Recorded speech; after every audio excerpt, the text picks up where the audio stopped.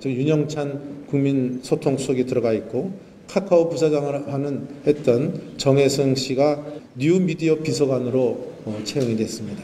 이 홍보 분야로까지 등용을 했다는 것은 앞으로 포털을 장악하겠다는 저는 그런 의도로밖에 보이지 않습니다. 네, 포털 장악 의도, 자유한국당이 청와대를 향해서 제기한 의혹입니다. 포털 출신의 인사들을 홍보와 미디어 분야에 기용했다는 것이 이유죠. 사실 이런 인식은 뿌리가 꽤 깊습니다. 팩트체크는 한국당의 주장을 계기로 정부가 포털 장악을 할 수가 있는지 제도와 시스템 위주로 취재를 해봤습니다. 오대영 기자, 10년 전의 사례부터 살펴봤다고요? 네, 2007년 9월에요. 이명박 대선 캠프에 진성호 뉴미디어 간사가 있습니다. 이런 말을 했습니다. 다음과 네이버에 연락해서 마사지걸 보도를 막았다. 네이버는 평정이 됐고 다음은 댓글과 블로그를 주시해야 한다. 이 발언으로요, 유력 후보 쪽에서 포털을 장악할 수 있느냐 이런 논란으로 번졌습니다. 하지만 발언 내용은 사실이 아니었습니다. 네이버가 즉각 소송을 제기했는데 당사자가 거짓이었음을 사과하는 것으로 마무리가 됐습니다. 네, 그러니까 포털에 영향력을 미칠 수 있는 거 아니냐 하는 의구심이 10년 전부터 정치권에서 있었던 거군요. 그렇습니다. 옛 새누리당이 그 뒤에요, 국정감사를 통해서 여러 차례 좌편향된 포털이 있다 이런 식의 의혹을 제기했습니다만 그 역시 말 그대로 의혹에 그쳤고요. 사실로 확인된 적은 한 번도 없었습니다. 네, 그리고 이제 이번에 또다시 포털 장악 주장이 나온 건데 정말 가능한지부터 좀 살펴볼까요? 네, 장악을 하려면 예컨대 기사 있잖아요. 기사를 누가 배열을 바꾸든지 아니면 넣거나 빼는 걸 관여해야 되는데 이게 과연 가능하냐? 일단 법은 이렇게 돼 있습니다.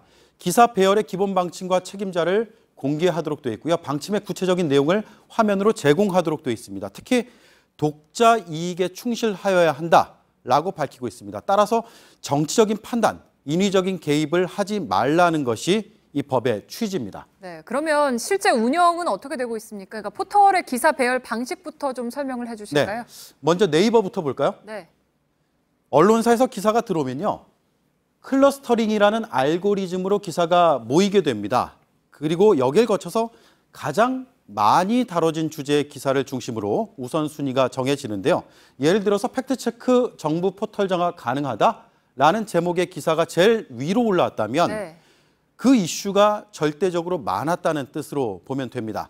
단 시스템으로 이걸 걸러진 내용을 마지막으로 올리고 또 내리고 하는 건 일일이 사람이 하게 됩니다. 네, 그러니까 사람이 한다면 사실 정치적인 입장에 개입될 여지가 좀 있는 거 아니겠습니까? 네, 극단적으로 보면 그럴 수 있는데요. 사후에 반드시 검증하는 그런 시스템을 갖추고 있다고 합니다.